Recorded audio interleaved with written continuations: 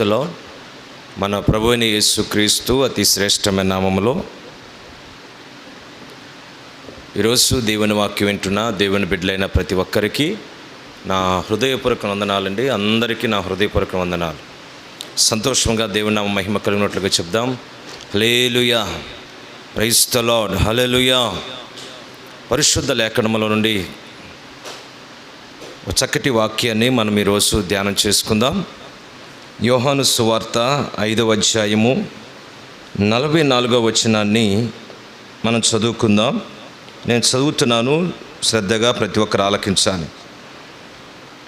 అద్వితీయ దేవుని వలన వచ్చు మెప్పును కోరక ఒకని వలన ఒకడు మెప్పు పొందుచున్న మీరు ఎలాగూ నమ్మగలరు?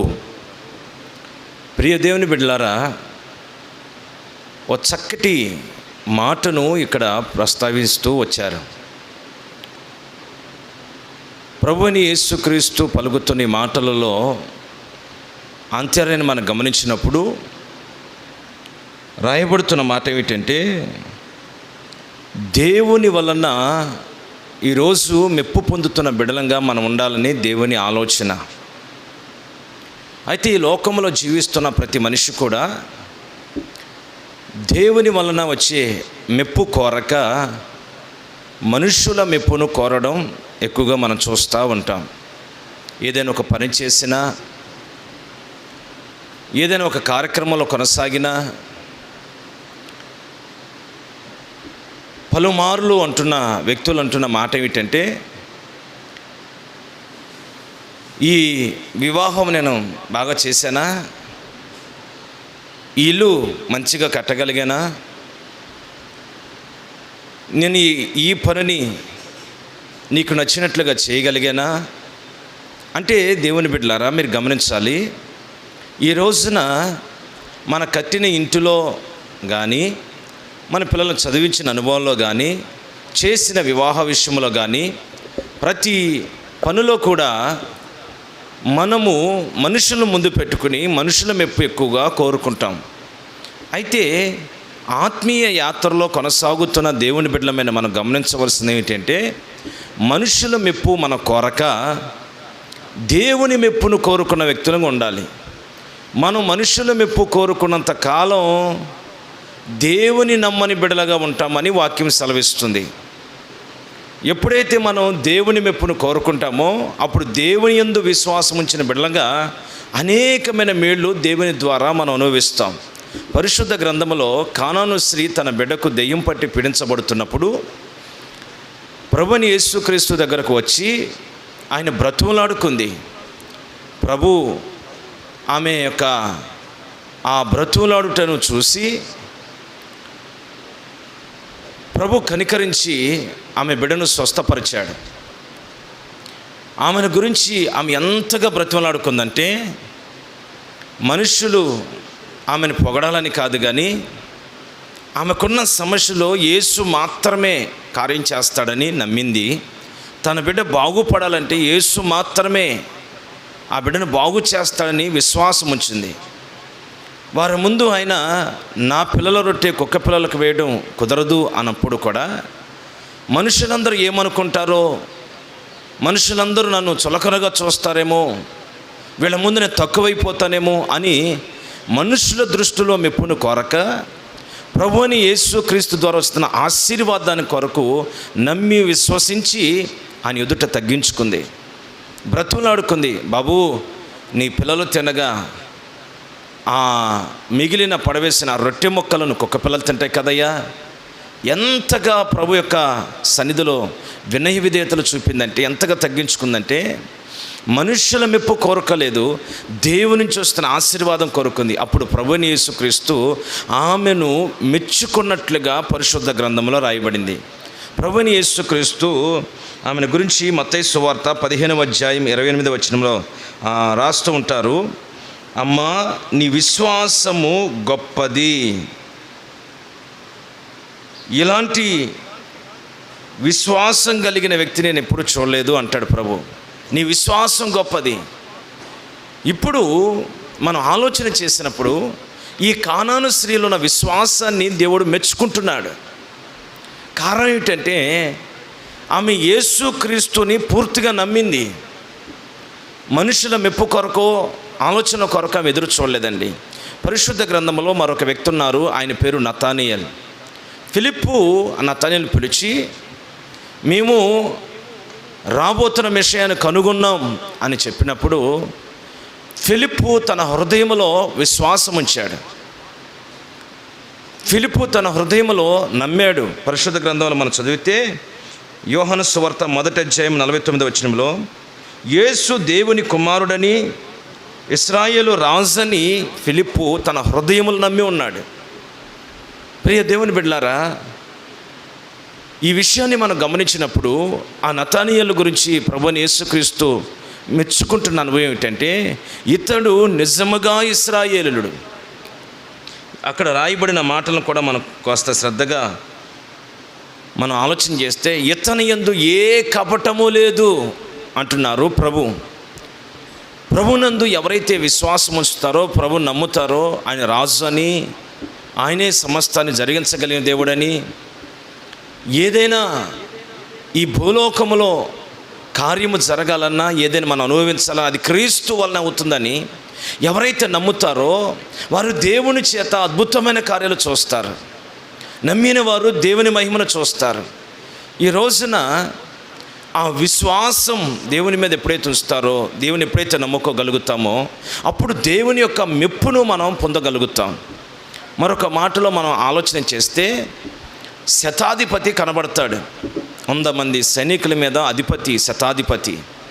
ఈ శతాధిపతి ప్రభువైన యేసుక్రీస్తు దగ్గరకు వచ్చి, ఆయనకున్న ఒక్కగాను దాసుడు భయంకరమైన ఆరోగ్య సమస్యతో పీడించబడుతుంటే, చావుకు సిద్ధమైన పరిస్థితుల్లో యేసు ప్రభు దగ్గరకు వచ్చి ఆయన తగ్గించుకుంటూ యేసు ప్రభుని అడుగుతున్న మాటలు పరిశుద్ధ గ్రంథంలో రాయబడతాయి.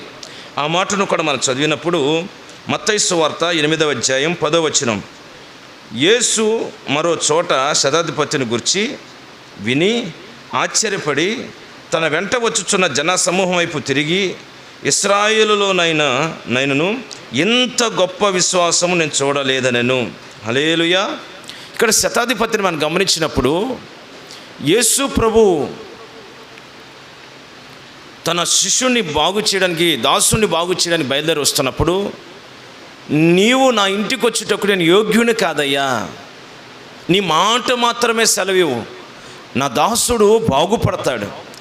ఎంత నమ్మకం ఉంచాడండి ప్రియ దేవుని బిడ్డలారా. ఏదో మనుషుల మెప్పు ఘనత కోరుకోవాలని కాదు, కానీ ఈ శతాధిపతి ఎంతగానో దేవుని కృప కొరకు, దేవుని కనికరం కొరకు, దేవుని ఆశీర్వాదం కొరకు ఎదురు చూసినట్లుగా మనం ఈ పరిశుద్ధ గ్రంథంలో చదువుతాం.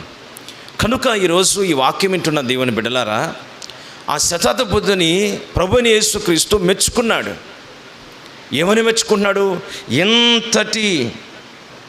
ఇంతటి గొప్ప విశ్వాసము కలిగిన వ్యక్తిని నేను ఎన్నడూ చూడలేదు.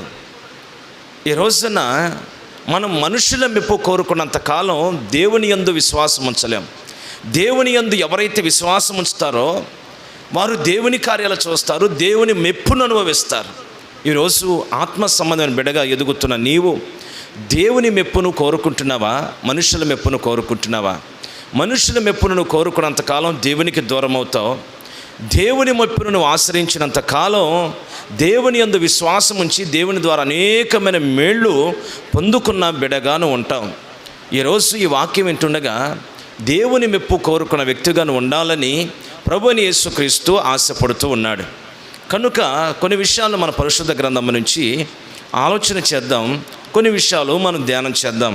పరిశుద్ధ గ్రంథంలో రాయబడిన మత్తయి సువార్త 6వ అధ్యాయము 1-2 వచనాలను మనం చదివినప్పుడు అక్కడ రాయబడుతుంది కదా, మనుష్యులకు కనబడవలెనని వారి ఎదుట మీ నీతి కార్యము చేయకుండా జాగ్రత్త పడుడి, లేని ఎడల పరలోకమందున్న మీ తండ్రి వద్ద మీరు ఫలము పొందరు. ప్రైజ్ ది లార్డ్, హల్లెలూయా. అక్కడ రాయబడిన మాట ఏమిటంటే, మనుష్యులకు కనబడవలనని వారి ఎదుట మీ నీతి కార్యములు చేయకుండా జాగ్రత్త పడండి. లేని ఎడల పరలోకమందున్న మీ తండ్రి యొద్ద మీరు ఫలము పొందరు అనే మాట రాయబడింది.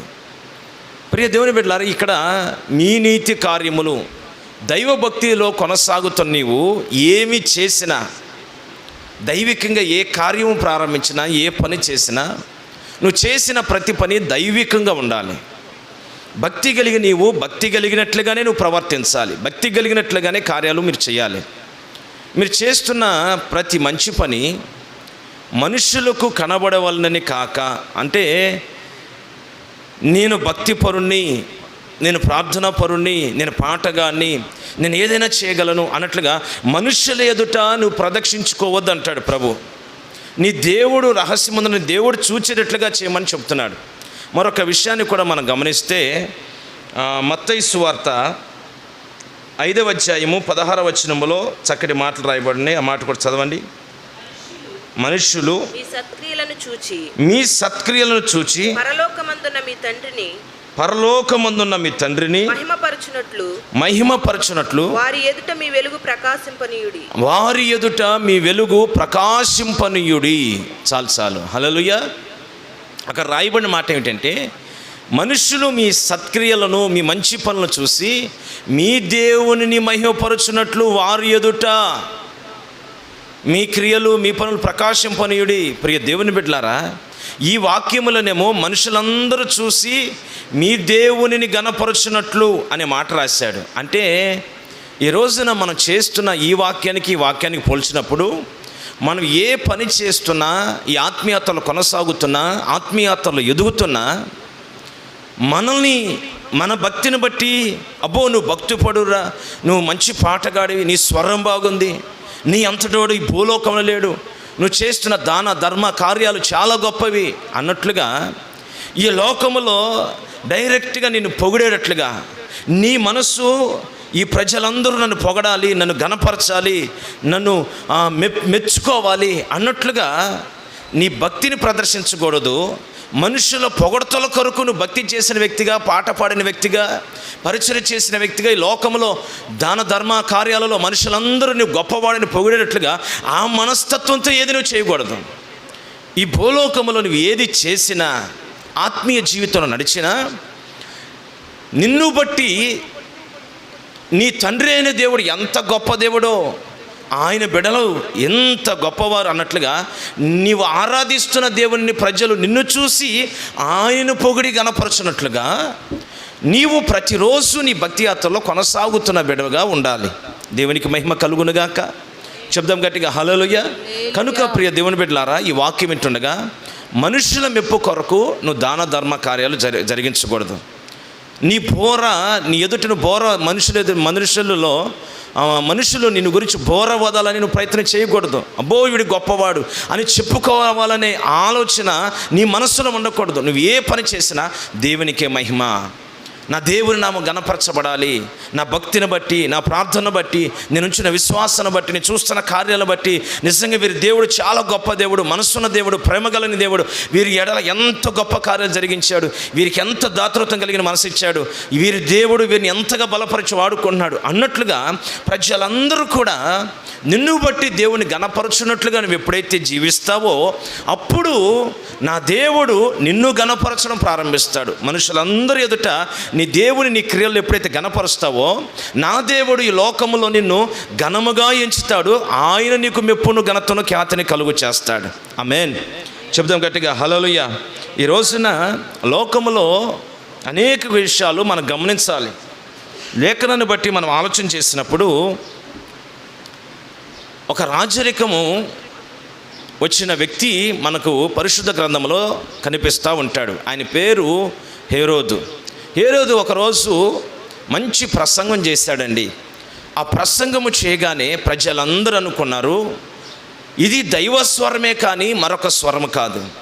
హేరోదు చేసిన ప్రసంగం చాలా మాధుర్యంగా ఉంది. ప్రజలందరూ కూడా హృదయాలు కదిలించబడ్డాయి. ప్రజలందరూ అన్నారు ఇది దైవస్వరమే. అపోస్తల కార్యాల గ్రంథం 12వ అధ్యాయం 21వ వచనంలో మాటలు రాయబడ్డాయి. ఇది దైవస్వరమే కానీ మానవ స్వరము కాదని వాళ్ళందరూ మెచ్చుకున్నారు. అయితే హేరోదు దేవునిని మహిమపరచనందున వెంటనే ప్రభుదూత అతని మొత్తెను గనుక పురుగులు పడి ప్రాణము విడిచెను. ప్రియ దేవుని బిడ్డలారా, గమనించండి, దేవుడు మనకిచ్చిన స్వరం, మనం చేస్తున్న ప్రసంగం, మనం పాడుతున్న పాట సమస్తం కూడా ఇది దేవుని నుంచి వచ్చినది కనుక మనం దేవుణ్ణి మహిమపరచాలి. మన ఎదుట ఉన్నవారు పొగుడుతారు. మన ప్రసంగం చేసినప్పుడు, పాట పాడినప్పుడు, మనం దేవుని విషయంలో గొప్ప గొప్ప కార్యాలు చేసినప్పుడు ప్రజలు పొగుడుతారు. పొగిడినప్పుడు నీవేం చేయాలి? అబ్బో నేను గొప్పవాడిని, నా ప్రసంగం బాగుందంట అన్నట్లుగా, నా పరిచర్య బాగుందన్నట్లుగా నీ ఎంతటిగా నువ్వు ఘనపరుచుకుని దేవుని మహిమపరచిన స్థితిలోకి వెళ్ళకూడదు. నీవు ఆ సందర్భంలో ప్రభువా నేను ఏ పాటి వాడినయ్యా, నేను అయోగ్యుని, అల్పుణ్ణి, నీ కృపను బట్టే కదా ప్రభువా ఈ స్థితిలో నేను ఉండగలిగాను, ఇదంతా నీ కృపే కదా, స్వరం నీది, శక్తి నీది, బలం నీది, తిండి నీది, అన్నీ నీవిచ్చి అనుభవిస్తున్నాన్ని ప్రభు ఎదుట తగ్గించుకుని మోకాళ్ళ వచ్చి ప్రభుని ఎక్కువగా మహిమపరచాలి.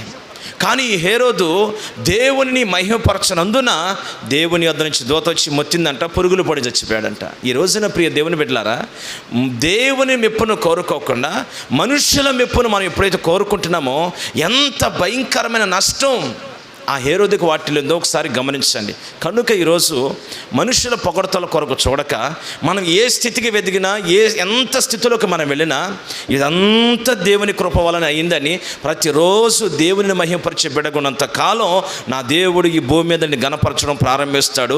అనేక మంది ప్రజలు ఎదుట నిన్ను నా దేవుడు ఆశీర్వదిస్తాడు. ఆమేన్.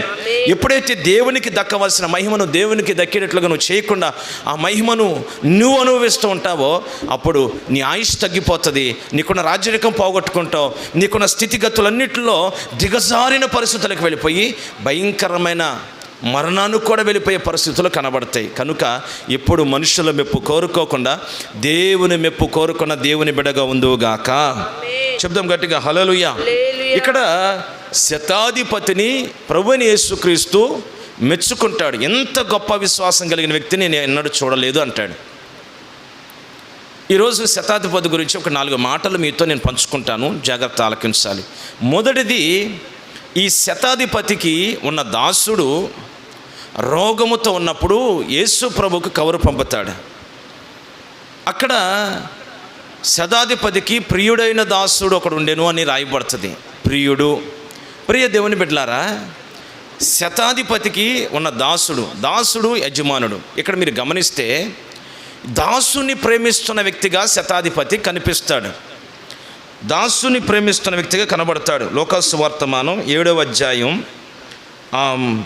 2వ వచనం నుంచి మనం చదివినప్పుడు అక్కడ రాయబడితే ఈ మాటలు, దాసుడు అని అనగానే పనివాడు, దాసుడు అనగానే జీతానికి పాత్రుడు, దాసుడు అనగానే అధికారానికి లోబడుతున్న వ్యక్తి.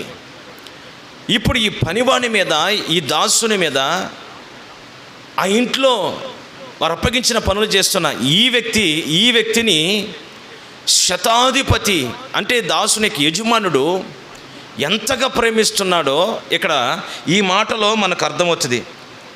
ఆ రోజుల్లో మనం గమనిస్తే యజమానుల చేతి కింద పనిచేసే దాసుల్ని భయంకరంగా కొట్టేవారండి, చిత్రహింసలు పెట్టేవారండి, చాలా వేదనకరమైన మార్గాలు నడిపించేవాళ్ళు, వెట్టి చాకరీ చేయించేవాళ్ళు. దాన్ని బట్టి వాళ్ళు చాలా కృంగిపోతూ ఉండేవాళ్ళు. ఇశ్రాయేలు ప్రజలను కూడా అలా వెట్టి చాకరీలు చేయించారు. ఐగుప్తులు దాసులుగా ఉన్నప్పుడు వాళ్ళు ఎంతో కన్నీళ్ళు విడిచి రోధించారు.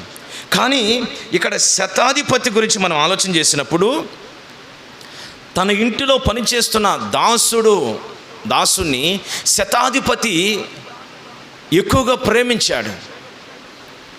ఇప్పుడు దాసునికి, పనివానికి రోగం వస్తే ఒక 1000 రూపాయలు, ఒక 10,000 ఇచ్చి వెళ్ళి హాస్పిటల్ చూపించుకుని తగ్గిన తర్వాత రారా అంటాం. పనివాడిని గురించి యజమానుడు అంటాడు. అంతేగాని యజమానుడు ఆ దాసుని కారు ఎక్కించుకుని తీసుకెళ్ళి హాస్పిటల్ చూపించి వాడికి మంచి చెడ్డని దగ్గర చూసే పరిస్థితి కనిపించదు ఎక్కువగా. ఎప్పుడు పనివాడే, యజమానుడే. అయితే ఇక్కడ శతాధిపతిని మనకు గమనిస్తే దేవుని మెప్పు ఎందుకు పొందుకున్నాడంటే శతాధిపతి తన చేతి కొందున్న దాసుని అధికముగా ప్రేమిస్తున్నట్లుగా కనిపిస్తుంది. ఈ ప్రేమ దైవికమైన ప్రేమ. ప్రైజ్ ది లార్డ్, హల్లెలూయా. నిన్ను వలె నీ పొరుగువాని ప్రేమించు అనే మాటను మనం ఆలోచన చేసినప్పుడు ఈ శతాధిపతి తనని ఎలా ప్రేమించుకుంటున్నాడో, తన ప్రాణాన్ని ఎలా ప్రేమించుకుంటున్నాడో, తన దాసుని కూడా అలా ప్రేమిస్తున్నట్లుగా కనిపిస్తుంది. ఈ లోకంలో చాలా ప్రేమలు ఉన్నాయి. ఈ లోక ప్రేమ ఇచ్చ అంటే ఈ లోకంలో ఉన్న ప్రేమను మనం గమనించినప్పుడు శరీర సంబంధమైన కోరికలు తీర్చుకునే ప్రేమ. మరొక ప్రేమ ఉంది, సహజ ప్రేమ. ఈ సహజంగా కలిగే ప్రేమ ఏంటంటే అనురాగం. మరొక ప్రేమ ఉంది, దైవుడైన పౌలు అంటాడు, తల్లి నిన్ను గారావించినట్లుగా నేను నిన్ను గారావిస్తున్నాను అంటాడు. అంటే అర్థం ఏంటంటే తల్లి ప్రేమ గారావాన్ని పెడుతుంది. తల్లి ప్రేమ గారావంలో కనిపిస్తుంది, గారవ పెడతా ఉంటుంది, గారం పెడతా ఉంటుంది. పిల్లల్ని గారం పెడతా ఉంటారే, వీడి గారం ఎక్కువైందిరా అంటారు. హల్లెలూయా. అంటే ప్రేమ తల్లిదండ్రులకు ఎక్కువైనప్పుడు వాడి గారం పెరుగుతుంది వాడి మీద. ప్రియ దేవుని బిడ్డలారా, మీరు గమనించాలి. మరొక ప్రేమ ఉంది, లోకములో ఉన్న మరొక ప్రేమ, ఆస్తిపాస్తులను బట్టి లోభత్వం. మరొక ప్రేమ ఉంది, ఆస్తిపాస్తులను బట్టి వీటిని బట్టి పుట్టే ప్రేమ, అది లోభత్వం. ఈ రోజున నీ నుంచి ఏదైనా వస్తుందేమో, 1 ఎకరం పొలం వస్తుందో, ఆస్తి వస్తుందని ఆశపడి ప్రేమించే వ్యక్తులు కనబడతారు. వెండి బంగారాల కొరకు ఆశపడి ముద్ద పెట్టి, తల్లిదండ్రులు ముద్ద పెట్టడం, అత్తమామలను మంచి చెడు చూడడం, అంటే రేపు చనిపోయినప్పుడు వీళ్ళ నుంచి ఏదైనా వస్తాయేమోనని లోభత్వములో చూపే ప్రేమ. శరీర సంబంధమైన ప్రేమ ఇచ్చ, లోక సంబంధమైన కార్యాలు తీర్చుకునే ప్రేమ. అనురాగము చూపే ప్రేమ, ప్రైజ్ ది లార్డ్, హల్లెలూయా. సహజ ప్రేమ అనురాగం చూపుతుంది. తల్లి ప్రేమ గారావాన్ని పెడుతుంది. ఈ లోకములో మనం ఆస్తిపాస్తుల కొరకు ప్రేమించే ప్రేమ లోభత్వానికి నడిపిస్తూ ఉంటుంది. ఇలాంటి ప్రేమల్లో ఈరోజు ముందుకు నడిపిస్తున్న వ్యక్తులను అనేకుల్ని మనం చూస్తూ ఉంటాం. అయితే ఈ శతాధిపతి ప్రేమ నిన్ను వల్లని పొరుగువాని ప్రేమించిన దేవుని ఆజ్ఞ ఉందే, ఆ ఆజ్ఞలో నిలబడినట్లుగా కనబడుతుంది. ఈ ప్రేమ స్వయాన ప్రభువైన యేసుక్రీస్తును పోలిన ప్రేమగా కనిపిస్తుంది. ఇప్పుడు ప్రభువైన యేసుక్రీస్తు ప్రేమ ఏమిటి? ఆ ప్రేమను మనం గమనించినప్పుడు అది షరతులు లేని ప్రేమ. అంటే మనం ఇంకనూ పాపులమై ఉండగానే మన కొరకు దిగి వచ్చిన ప్రేమ. ఆమేన్. చెప్దాం గట్టిగా, హల్లెలూయా. ప్రభువైన యేసుక్రీస్తు ప్రేమ ఏమిటంటే ప్రాణము పెట్టిన ప్రేమ. మనం ఇంకనూ పాపులమై ఉండగా మన కొరకు ప్రాణం పెట్టాడు. ప్రాణం పెట్టిన ప్రేమ. ప్రభువైన యేసుక్రీస్తు ప్రేమ ఎలాంటిదంటే మనల్ని రూపాంతరపరిచే ప్రేమ. అంటే మనల్ని ఆయన పిల్లలుగా చేర్చుకున్నాడు. పాపులమైన మనల్ని ఆయన పిల్లలుగా చేర్చుకున్నాడు. అపవిత్రులైన మనల్ని పరిశుద్ధులుగా రూపాంతరం చెందేట్లు చేశాడు. దొంగలమైన మనల్ని యథార్థంగా జీవించే వ్యక్తులుగా మార్చాడు. పాప ఊబిలో దురాశల మధ్యలో ఉన్న మనల్ని దేవుని యొక్క కృప ద్వారా తృప్తి కలిగిన అనుభవాలు నడిపించబడేట్లుగా దేవుడు మన దిద్దుతూ వచ్చాడు. అవిశ్వాసములో ఉన్న మనల్ని విశ్వాసములకు నడిపిస్తూ వచ్చాడు. అంటే చెడిపోయిన బ్రతుకులతో ఉన్న మనల్ని దేవుని పిల్లలుగా అధికారం ఇస్తూ వచ్చాడు. ఈ రోజున ప్రియ దేవుని బిడ్డలారా, దేవుని ప్రేమ షరతులు లేని ప్రేమ. దేవుని ప్రేమ మన కొరకు ప్రాణం పెట్టిన ప్రేమ. దేవుని ప్రేమ పాపులమైన మనల్ని పరిశుద్ధులుగా మార్చిన, దేవుని బిడ్డలుగా రూపుదిద్దిన ప్రేమ. అలాంటి ప్రేమ ఈరోజు ప్రభువైన యేసుక్రీస్తు మన ఎడల చూపిస్తూ వచ్చారు. ఈ శతాధిపతిని మనం చూసినప్పుడు ఈ దాసుని మీద ఆ దైవికమైన ప్రేమ చూపిన వ్యక్తిగా కనబడుస్తున్నాడు. ప్రియుడైన దాసుడు. హల్లెలూయా. ప్రియ దేవుని బిడ్డలారా, దేవుడు నిన్ను మెచ్చుకోవాలి అని నువ్వు కోరుకున్నప్పుడు నీ చేతికిందున్న పనివాడినే కానీ, నీ ఎదుటిన్న బిడ్డలనే కానీ, ఎవరినైనా సరే నీ సొంత ప్రాణాన్ని ఎలా ప్రేమించుకుంటావో అలా నువ్వు ఎదుటిన్న వ్యక్తులందరినీ ప్రేమించిన వ్యక్తులుగా ఉండాలి. ఆశించి ప్రేమించే వ్యక్తిగా ఉండకూడదు. వీని వల్ల స్వలాభం ఆశించి ప్రేమించే వ్యక్తిగా ఉండకూడదు. ఏదో ఇచ్చిగా, ఏదో ఈ లోకంలో వీడి వల్ల ఏదో లాభం వస్తుంది, ఈయన వల్ల ఏదో నా కోరిక తీరుతుంది అన్న ఆలోచనతో ప్రేమించే వ్యక్తిగా ఉండకూడదు. దైవికమైన ప్రేమ ధరించుకున్న శతాధిపతి వల్ల నువ్వు జీవించినప్పుడు దేవుని యొక్క ప్రేమ పొందుకున్న వ్యక్తిగా నువ్వు ఉంటావు. ఆమేన్. చెప్దాం గట్టిగా, హల్లెలూయా, హల్లెలూయా. ఈ రోజున మరొక మాటను మనం గమనించినప్పుడు ఈ శతాధిపతిలో ఉన్న రెండో గుణం ఏంటంటే మత్తయి సువార్త 8వ అధ్యాయం 9వ వచనంలో రాయబడుతుంది, నేను కూడా అధికారమునకు లోబడిన వాడను, 100 మంది సైనికులు ఆయన చేతి కింద ఉన్నారు. అక్కడ రాయబడిన మాట, యేసు ప్రభువు అంటాడు, నేను కూడా అధికారమునకు లోబడిన వాడను. ప్రియ దేవుని బిడ్డలారా గమనించండి, నేను కూడా అధికారమునకు లోబడిన వాడను. నేను ఒక రమ్మంటే వస్తాడు, పొమ్మంటే పోతాడు, అయినను నేను అధికారమునకు లోబడిన వాడను. ఒక అధికారికి లోబడడం అనేది అసంభవమైన విషయం. కానీ ఇక్కడ ప్రభు అయిన యేసుక్రీస్తుకి ఈ శతాధిపతి లోబడుతున్న వ్యక్తిగా కనబడుతున్నాడు. ఆ వాక్యాన్ని మనం గమనించినప్పుడు ప్రైజ్ ది లార్డ్, హల్లెలూయా. కొన్నిసార్లు మనం చూస్తాం, మనం నివసిస్తున్న ప్రాంతాల్లో విపరీతంగా దెయ్యపు కార్యాలు చూస్తాం, చీకటి కార్యాలు చూస్తాం. మనం ఎంత ప్రార్థన చేసినా అవి మనకు లోబడం. ఒకరోజు దెయ్యం అంటది కదా, పౌలు తెలుసు, యేసు ప్రభు తెలుసు, నీవెవడ్రా అని అడుగుతుంది. మరి దేవుని బిడ్డలారా మీరు గమనించండి, ఈ రోజున ఈ వాక్యాన్ని గమనిస్తున్నప్పుడు చీకటి శక్తులు, చేతబడి కార్యాలు, మంత్రతంత్రాలు, నీకు విరోధంగా నీకు కీడు చేస్తున్న కార్యాలన్నీ నీ పాదాల కింద ఎందుకు అణచబడట్లేదు?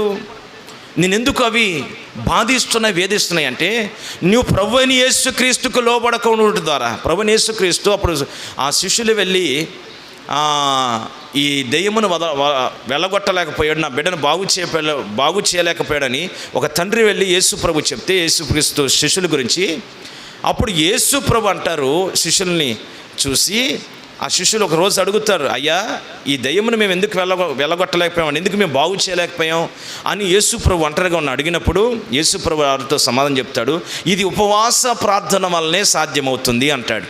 ఉపవాస ప్రార్థన అంటే నిన్ను నీవు దేవునికి లోబరుచుకోవడం, దేవునికి అప్పగించుకోవడం.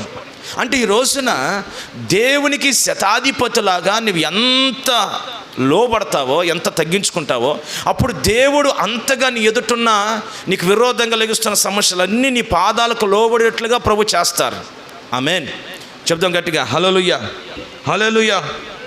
ఈ రోజున మరి నీ పిల్లలు నీకు లోబడకపోవడానికి కారణం ఏంటి? నీ భర్త నీకు లోబడకపోవడానికి కారణం ఏంటి? నీ భార్య నీకు లోబడకపోవడానికి కారణం ఏంటి? ఈ రోజున పరిస్థితులు మీరు గమనించండి. నువ్వు ఎప్పుడైతే దేవునికి లోబడడం ప్రారంభిస్తావో, దేవుని ప్రతి వాక్యానికి నీ జీవితాన్ని కట్టుకొని ఆ వాక్యానుసారంగా నడవడం, తలదించుకోవడం, దేవునికి విధేయునిగా నడుస్తావో, అప్పుడు నువ్వు కన్న నీ బిడ్డలందరూ కూడా నీకు లోబడడం ప్రారంభిస్తారు, నీ మాటకు విధేయత చూపుతారు. నువ్వు దేవునికి లోబడినంత కాలం నీ బిడ్డలు నీకు లోబడలేరు. నీ భర్తకి నువ్వు లోబడినంత కాలం నీ భర్త నీకు లోబడిన పరిస్థితి ఉండదు. నీ భార్యకు నీ భార్య నువ్వు ప్రేమ చూపినంత కాలం పొరపాటు నీ భార్య నీకు విధేయురాలుగా మార్చబడి నువ్వు కనబడుతూ. కనుక ప్రియ దేవుని బిడ్డలారా, ఈ రోజున అహష్వరోషు రాజును కూడా మనం గమనించినప్పుడు పరిశుద్ధ గ్రంథంలో వష్తి రాజు పిలిచాడు విందు కాలమందు రమ్మని, వారి ముందుకి రమ్మని పిలిచాడు. అయితే వష్తి తన భర్త నిరాకరించింది. జరిగినవేమిటి? తనకున్న రాజ్యరకపు స్థితిని పోగొట్టుకుంది. ఒక రాణి రాజు మాట విన్నప్పుడు జరిగింది ఏమిటంటే, రాజుగారు పక్కన కూర్చుని అర్హతను పోగొట్టుకుంది, ఆ గొప్ప ఖ్యాతిని, ఘనతను, మెప్పును పోగొట్టుకుంది. ప్రియ దేవుని బిడ్డలారా, ఈ వాక్యాన్ని బట్టి మీరు ఆలోచన చేయాలి.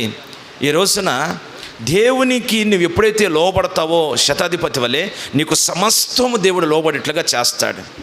నీ పిల్లలు నీ మాట వింటారు, నీ భర్త నిన్ను ప్రేమిస్తాడు, నీ భార్య నీకు లోబడుతుంది, నీకున్న రాజ్యరికం అంతా స్థిరపరచబడుతుంది. అర్ధాంతరంగా నీకున్న ఆ పేరును, ఘనతను, ఖ్యాతిని పోగొట్టుకున్న వ్యక్తిగా నువ్వు ఉండవు, దేవుని చేత మెప్పు పొందుతున్న వ్యక్తులుగా ఉంటావు. అనేకులు కూడా నేను పొగుడుతారు, ఘనపరుస్తారు దేవునిని బట్టి. ప్రైజ్ ది లార్డ్, హల్లెలూయా. హామానును మనం చూసినప్పుడు మొర్దెకైకి తీర్పు తెరిచి ఉరికమ్మని ఎలాడదీస్తాడు రాజుగారు తెలియకుండా. అంటే తీర్పు తీర్చవలసింది ఎవరంటే రాజు. కానీ ఒక సామాన్యమైన మంత్రిగా ఉన్న హామాను డైరెక్ట్గా తీర్పు తీరుస్తాడు. అంటే హద్దు దాటి తీర్పు తీర్చడం ప్రారంభిస్తున్నాడు. కారణం ఏంటంటే మనుషుల మెప్పును కోరుకుంటున్నాడు ఈ హామాను. ఈ రోజున రాజుగారికి లోబడిన వ్యక్తిగా కనిపించట్లేదు. రాజరికపు ఆధిపత్యానికి మంత్రి లోబడిన వ్యక్తిగా ఉండాలి. ఇతను లోబడలేదు కనుక తర్వాత దినాలు చూస్తే ఆ తీర్పు ఇతని తల మీదకి వచ్చి ఇతని ఉరికంబం మీద చనిపోవలసిన పరిస్థితి వచ్చింది హామాను. ప్రియ దేవుని బిడ్డలారా, ఈ రోజున నీ హద్దులో నీవు ఉండాలి. సేవకులకు ఇచ్చిన అధికారం సేవకులకు ఇచ్చాడు, విశ్వాసులకు ఇచ్చిన అధికారం విశ్వాసులకు ఇచ్చాడు. ఎవరికి ఇవ్వాల్సిన అధికారం వాళ్ళకి ఇచ్చాడు. ప్రతి అధికారానికి నువ్వు లోబడిన వ్యక్తిగా ఉండాలి. మన పెద్దల సామెత అంటారు, కుక్క పని కుక్క, నక్క పని నక్క చేయాలని. హల్లెలూయా. ఎవరి పని వాళ్ళు చేయాలి. సేవకుల పని విశ్వాసులు చేయకూడదు, విశ్వాసుల పని సేవకులు చేయకూడదు. తల్లిదండ్రుల పని పిల్లల పని తల్లిదండ్రులు చేసినట్టుగా పిల్ల చేష్టలు చేయకూడదు. ఎవరి హద్దుల వారు ఎవరికిచ్చిన అధికారాన్ని ఆధిపత్యాన్ని వాళ్ళు ఉపయోగించుకుంటూ దేవుని మహిమపరిచిన వ్యక్తులుగా, దేవుడిచ్చిన ఆ క్రమానికి లోబడిన వ్యక్తులుగా ఎప్పుడైతే మనం ఉంటామో, విధేయత చూపుతామో, తగ్గించుకుంటామో, దేవుడు తప్పక మనం విధేయత చూపిన బిడ్డలం గనక ఆయన మనకు సమస్తమును లోబడేట్లుగా చేస్తాడు. ఈ రోజున నీకు నీ పిల్లలు లోబడేట్లుగా నా దేవుడు చేయునుగాక. నువ్వు ఎక్కడ ఉద్యోగ వ్యాపారాలు పనులు చేస్తున్న ఆ పనుల్లో సమస్తం నీకు అనుకూలంగా మార్చబడేట్లుగా దేవుడు జరిగించునుగాక. అన్ని విషయాల్లో దేవుడు నిన్ను ఆయన కృపచేత నింపి ప్రతి రోగమైన, జబ్బైన, వ్యాధి అయినా సరే నీ ఎదుట అవి అణచబడేట్లుగా దేవుడు కార్యం జరిగించేటట్లుగా ఆ కృప ఈరోజు నా దేవుడు నీకు అనుగ్రహించునుగాక. చెప్దాం గట్టిగా హల్లెలూయా. మరొక మాట నేను మీతో పంచుకుంటాను, జాగ్రత్తగా మీరు ఆలకించాలి. మూడవది లోక సువార్తలో 7వ అధ్యాయం 6వ వచనంలో మనం చూస్తే, నీవు నా ఇంటిలోకి వచ్చుటకు నేను పాత్రుడను కాను. నీవు నా ఇంటిలోకి వచ్చుటకు నేను పాత్రుడను కాను. ప్రైజ్ ది లార్డ్, హల్లెలూయా. ఇక్కడ ఈ విషయాన్ని మనం గమనించినప్పుడు, శతాధిపతి దాసుడు రోగి ఉన్నప్పుడు ఆ సమాజ మందిర పెద్దలను పిలిచి చెప్పాడు, అయ్యా యేసయ్యను తీసుకుని రండి, నా దాసుడు అనారోగ్యంతో ఉన్నాడు, నా దాసుని ముట్టి స్వస్థపరిచినట్లుగా ఆయనకి ఈ విషయం తెలియపరచండి అని చెప్పాడు. అప్పుడు ఈ సమాజ మందిరపు అధికారులు వెళ్ళి చెప్పారు, అయ్యా మీ ద్వారా మేలు పొందుటకు శతాధిపతి అర్హుడు. ఎందుకని? ఈ ప్రజలందరినీ ప్రేమించి ఒక చక్కటి మందిరం కట్టించాడు మిమ్మల్ని ఆరాధన చేసుకోవడానికి, దేవుని ఆరాధన చేయడానికి ఒక మందిరాన్ని కట్టించాడు. మా క్షేమం కోరుకున్నాడు, మేము ఆరాధన చేసుకోవడానికి మంచి చక్కటి మందిరం కట్టించాడు. ఇతడు ఆశీర్వాదానికి అర్హుడు, యోగ్యుడు అని చెప్పి బ్రతుమలాడారంట. అప్పుడు యేసు ప్రభు బయలుదేరి ఆ దాసును ముట్టడానికి బయలుదేరాడు. ఈ విషయం తెలుసుకున్న శతాధిపతి అంటాడు, ఈ విషయం తెలుసుకున్న శతాధిపతి వెంటనే యేసు ప్రభు వస్తున్నాడని, అంత దూరం నుంచి తన ఇంటికి వస్తానని తెలుసుకుని తన దగ్గర ఉన్న పనివారితో కౌరు పంపుతున్నాడు, ఈ మాటలు ఆయనకి చెప్పండి అని. నీవు నా ఇంటిలోకి వచ్చుటకు నేను పాత్రుడను కాదు. ఇతను గురించి సమాజపు మందిరపు పెద్దలు యేసుకు సాక్ష్యం ఇచ్చినా, అతడు గొప్పవాడు, మాకు మందిరం కట్టించాడు, అతను వంటి గొప్పవాడు ఈ ఊరిలో ఎవరు లేరు, ఎంతో దాతృత్వం కలిగిన వాడు అని మనుషులందరూ ఆయన పొగిడినా, ఆయన మాత్రం యేసు ప్రభు దగ్గర తగ్గించుకుంటూ అంటాడు, నేను పరిశుద్ధుని అడుగుపెట్టే పాత్రుని కాదయ్యా. వాస్తవంగా 100 మంది మీద అధికారి, ఆస్తిపరుడు, అతని చేతి కింద పనివారు ఉన్నారు, పిలిస్తే వెంటొచ్చి జనం ఉన్నారు, ఎంతో స్థితి ఉంది. అంతటి స్థితి కలిగిన వాడు ప్రభు దగ్గర అంటాడు, నేను యోగ్యుని కాను. ఎంత తగ్గించుకుంటున్నాడో ఒకసారి మీరు ఆలోచన చేయండి. ప్రైజ్ ది లార్డ్, హల్లెలూయా. అంటే తను ఎంతగా పరిచర్య కొరకు ఖర్చు చేసినా, ఎంతగా మందిరం కొరకు ప్రయాసపడినా, దేవుని బిడ్డలకి ఎంత దాతృత్వం కలిగి చేయి చాపించినా తను మరుగు చేసుకుంటున్నాడు. ఈ రోజున ప్రియ దేవుని బిడ్డలారా, కొంతమంది మనం చూస్తాం, మందిరంలో ఒక ఫ్యాన్ ఇచ్చారనుకోండి, ఎంతసేపు ఆ ఫ్యాన్ కింద నిలబడి అంటూ ఉంటారు, ఫ్యాన్ భలే తిరుగుతుంది కదా, కలరు బాగుంది కదా అంటూ ఉంటారు. అంటే వీళ్ళ ఉద్దేశం ఏంటి? ఈ ఫ్యాన్ ఎవరు తెచ్చారో అని వీడిని అడగాలి. అప్పుడు వీళ్ళేమంటారు? ఆ మాటలనగానే, ఈ ఫ్యాను ఆ షాపులో కొన్నాం. అవునా, మీకు తెలుసా ఈ ఫ్యాను పలానా షాపులో కొన్నారు? అవునండి, నేనే మొన్న తీసుకున్నాను, ఇక్కడ ఫ్యాన్ లేదని. అంటే వీళ్ళ ఆలోచన ఏమిటంటే, కొన్న ఒక ఫ్యాన్ గురించి మనుషుల ఎదుట బోర ఉదించుకోవాలని, మనుషుల ద్వారా బోర ఉదించుకోవాలని, మెప్పు పొందాలని, ఇది నేను తెచ్చాను, నేను చేశాను అని చెప్పించుకోవాలని తాపత్రయం. ఓ స్థలము, మందిరం, పెద్ద మందిరం కట్టి ప్రజలకు ఇచ్చినా మీరు అడుగు పెట్టిన దీవించిన అర్హుని కాదంటాడు. ఎంత తగ్గించుకుంటున్నాడు, ఎంత మరుగు చేసుకున్నాడు ఒకసారి ఆలోచించండి. అంటే శతాధిపతి మనుష్యుల మెప్పు కంటే కూడా దేవుని మెప్పు కోరుకున్న వ్యక్తిగా కనబడతాడు. ఆమేన్. నేను చేసిన నీతి క్రియలు మురుకు గొడ్డల్లాంటివి, నా నీతి క్రియలు మురుకు గొడ్డల్లాంటివి, వాక్యానికి లోబడుతున్నాడు. నేను ఏ పాటివాణ్ణయ్యా, నీ కొరకు చేయడానికి నేను ఏ పాటివాణ్ణి అన్నట్లుగా తన హృదయాన్ని ఎంతగానో తగ్గించుకుని దేవుని సన్నిధిలో ఒదిగి ఉంటూ ఉన్నాడు. ప్రియ దేవుని బిడ్డలారా, దేవుని పరిచర్యలో కానీ ప్రార్థన విషయంలో కానీ ఏ కార్యమును చేసినా నువ్వు చేసిన ఆత్మ సంబంధమైన కార్యములన్నింటిలో కూడా నిన్ను మరుగు చేసుకుని ప్రజలు నిన్ను చూసి ఏదో పొగడాలన్నట్లు కాకుండా నువ్వు ఏది చేసినా, కానుకర్పించినా, పరిచయం చేసినా, ఏ కార్యం చేసినా తగ్గించుకున్న వ్యక్తిగా నువ్వు కనపడుదువుగాక. ఆమేన్. ప్రభా నీవు యోగ్యుడివయ్యా, నేను ఏ పాటువాని ప్రభా, నీవిచ్చిందే కదా. దావీదు అంటాడు కదా, నేను ఏ పాటువానయ్యా నీ మందిరం కట్టడానికి, ఇవన్నీ సమకూర్చడానికి, నీవిచ్చిన దానిలోనే కదా కొంత తీసి నేను దాని కొరకు ఖర్చు పెడుతున్నాను.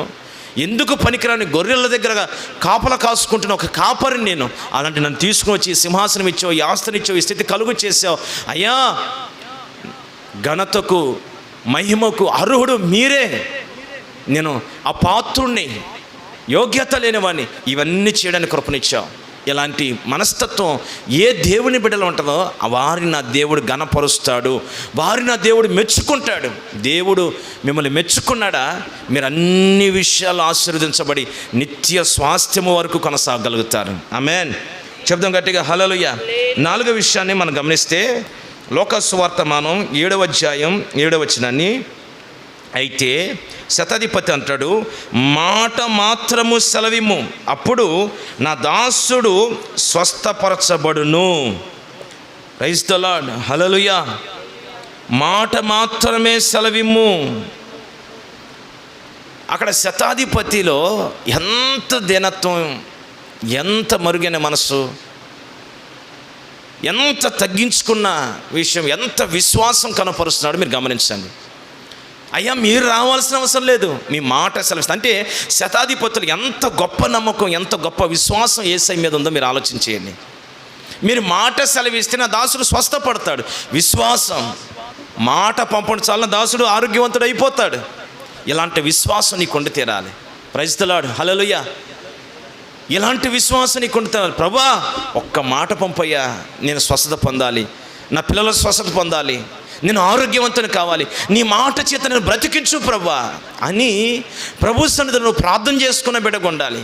ఆయన అంటాడు, నువ్వు రావాల్సిన అవసరం, నీ మాట పంపు చాలు ప్రభా, నా దాసుడు స్వస్థత పొందుతాడు. ఇక్కడ శతాధిపతి గొప్ప విశ్వాసం కలిగిన వ్యక్తిగా, తగ్గింపు కలిగిన వ్యక్తి కనబడుతున్నాడు. ప్రియ దేవుని బిడ్డలారా, ఈరోజు ఈ వాక్యం వింటుండగా శతాధిపతి యేసుక్రీస్తు యొక్క మెప్పును పొందడానికి కారణం ఏంటంటే ఈ గుణములన్నీ కూడా శతాధిపతిలో కనిపిస్తున్నాయి. కనుక ప్రియ దేవుని బిడ్డలారా, ఒకరోజు రాబోతుంది, దేవునిని మెచ్చుకుని గణపరిచే సమయం రాబోతుంది. ఆ రోజు దేవునికి మెప్పు, ఘనత, ఖ్యాతిని కలుగు చేయాలంటే, దేవునిని బహుగా ఆశీర్వదించాలంటే శతాధిపతి వెళ్ళిన మార్గములో నీవు నేను వెళ్ళుదుముగాక. చివరిగా మరొక మాట మనం చదివినప్పుడు ప్రియ దేవుని బిడ్డలారా, వాక్యంలో రాయబడుతుంది, ఏ భేదము లేదు, అందరికీ ఆయన ప్రభువై ఉన్నాడు అని. హల్లెలూయా. ఈ రోజున శతాధిపతిని ఒక్కడనే మెచ్చుకుంటాడంటే కాదు, ఆయనకి ఏ భేదము లేదు. చిన్నవాడైనా, పెద్దవాడైనా, యవనస్తులైనా, వృద్ధాప్యులైనా ఎవరినైనా మెచ్చుకుంటాడు, ఏ దేశస్తునైనా మెచ్చుకుంటాడు, ఎవరికైనా మెప్పు దక్కుతుంది. కారణం ఏంటంటే అందరికీ ఆయన ప్రభువై ఉన్నాడు, సర్వలోకానికి చక్రవర్తి ఉన్నాడు. దేవుడు తప్పక నువ్వు ఎవరైనా సరే ఏ స్థితిలో ఉన్నా నా దేవుని మెప్పు చేత నువ్వు గణపరచబడబోతున్నావు. చెప్దాం అందరం గట్టిగా ఆమేన్. పేతురు మొదటి పత్రిక 1వ అధ్యాయము 7వ వచనాన్ని మనం చదువుకుందాం. యేసుక్రీస్తు ప్రత్యక్షమైనప్పుడు మనకు మెప్పు, మహిమయు, ఘనతయు కలుగుటకు కారణమగునని గమనించాలి. Praise the Lord. Hallelujah. Yesukristu రాబోతున్నాడు 2వ రాకడలో. ఆయన ఆకాశ మేఘరుడై వచ్చినప్పుడు, ఆయన మధ్య ఆకాశంలోకి వచ్చినప్పుడు మనం ఆయన ఎదుర్కోబోతున్నాం. ప్రియ దేవుని బిడ్డలారా, అప్పుడు దేవుడు మనల్ని ఘనపరచబోతున్నాడు, మనం మెచ్చుకోబోతున్నాడు. మనం చూపించిన ప్రేమను ఆయన మెచ్చుకుంటాడు. మనం ఎంతగా లోబడుతున్నామో దాన్ని బట్టి ఆయన మెప్పును మనం పొందుకుంటాం. మనం ఎంతగా నేను యోగ్యత లేని వాడినయ్యని ఆయన ఎదురు తగ్గించుకుంటామో అప్పుడు ఆయన మెప్పును మనం పొందుకుంటాం.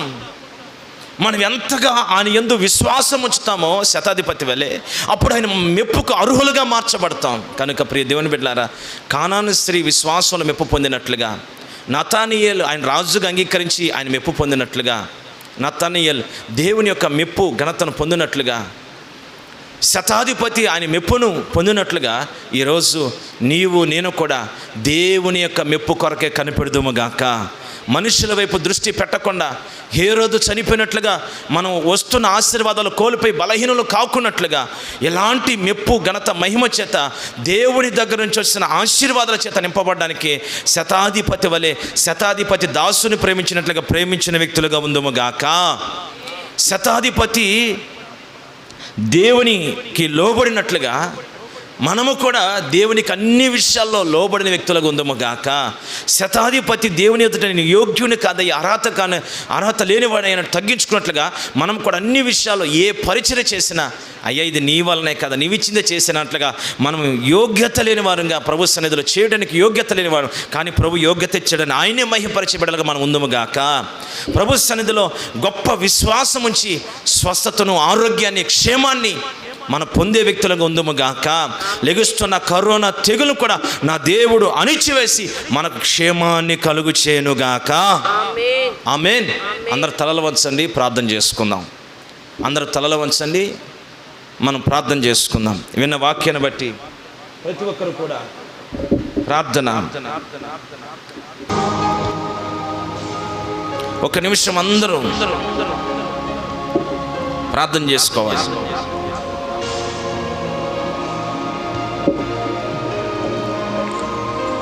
కళ్ళు మూయండి.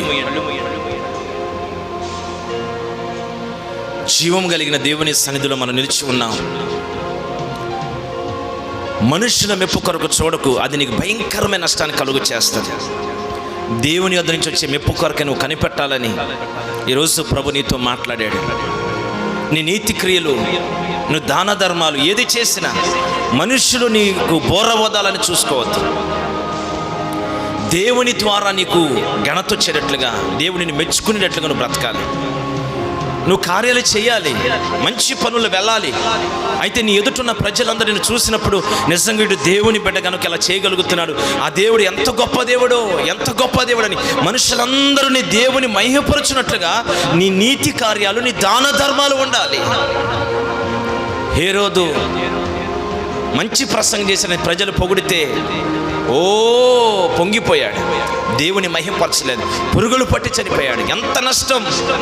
శతాధిపతి అయితే తన చేతి కింద పనిచేస్తున్న ప్రతి దాసుని కూడా దైవికమైన ప్రేమతో వాళ్ళు ప్రేమించారు కనుక దేవుని మెప్పును పొందుకున్నాడు. నీవు కూడా నీ కన్నులు ఎదుటిన ప్రజలందరినీ కూడా నిన్ను వల్ల నీ పొరుగువాన్ని ప్రేమించినప్పుడు దేవుడు తప్పక నేను ఆశీర్వదిస్తాడు. శరీర సంబంధమైన ప్రేమ ఇచ్ఛతోనూ ప్రేమించొద్దు. అనురాగ ప్రేమ కాదు కావాల్సింది, గారావం ప్రేమ కాదు కావాల్సింది, ఆస్తి పాస్తులు వస్తే ఏమని చూపే ప్రేమ కాదు, లోభత్వ ప్రేమ కాదు, ప్రాణం పెట్టే ప్రేమ, షరతులు లేని ప్రేమ, పాపములో నుంచి పవిత్రంగా దాటించగలిగిన క్రీస్తు ప్రేమ, అనారోగ్యం నుంచి ఆరోగ్యములకి దాటించగలిగిన, నడిపించగలిగిన క్రీస్తు ప్రేమ ధరించుకున్న వ్యక్తిగా ఉండాలి. నా దేవుడు అట్టి కృపని అనుగ్రహించును గాక. ప్రభు సన్నిధిలో లోబడాలి. నీ భర్తకు లోబడు, నీ అధికారులకు లోబడు, నీ దేవుడైన యెహోవాకు లోబడు. అప్పుడు నీకు సమస్తం లోబడతాయి. నువ్వు లోబడనంతకాలం ఏది నీకు లోబడదు, నీ మాట వినదు.